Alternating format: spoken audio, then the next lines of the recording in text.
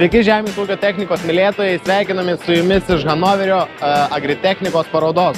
Esame KUN stende ir KUN gamintojas šiais metais pristato net 38 mašinas savo stende ir apie kai kurias iš jų norėčiau trumpai pakalbėti.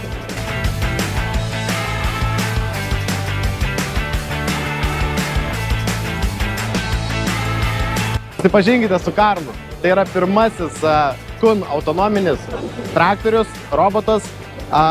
Karlas turi net 170 arklių Volvo variklį. Robotas yra komplektuojamas su HR rotacinė pilnai elektrifikuota freza ir taip pat dvigubų žiedinių volų.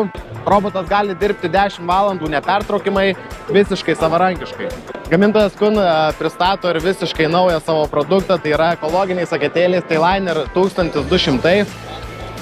Aketėlis yra nuo 6 iki 12 metrų, hidrauliškai reguliuojamas virbų agresyvumas. Taip pat mašina turi 2 stabilumą užtikrinančius ratus, kurie leidžia mašinai nepriekaištingai kopijuoti dirvožemį ir atlikti darbą optimaliai.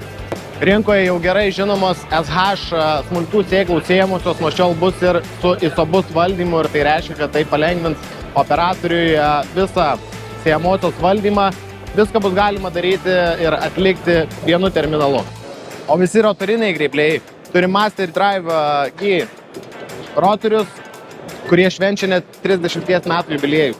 KUN pristato pirmąjį rinkoje pakabinamą net 13 metrų darbinių pločių vartytuvą. Vartytuvas turi naujus OptuTed rotorius, agritechnikos aukso medalio laimėtoja didžiausia FC serijos šienapjovė. Net 13 metrų 40 cm darbinio pločio prikabinama šienapjovė su transporteriais. Mašina yra pilnai ISOBUSinėje valdoma per CCI terminalą arba per traktoriaus ISOBUS terminalą. Mašina gali nupjauti iki 15 hektarų plotą per valandą. Taigi nieko nelaukiant, kviečiu susisiekti su savo regiono pardavimų vadovais ir aptarti pristatytas naujienas detaliau.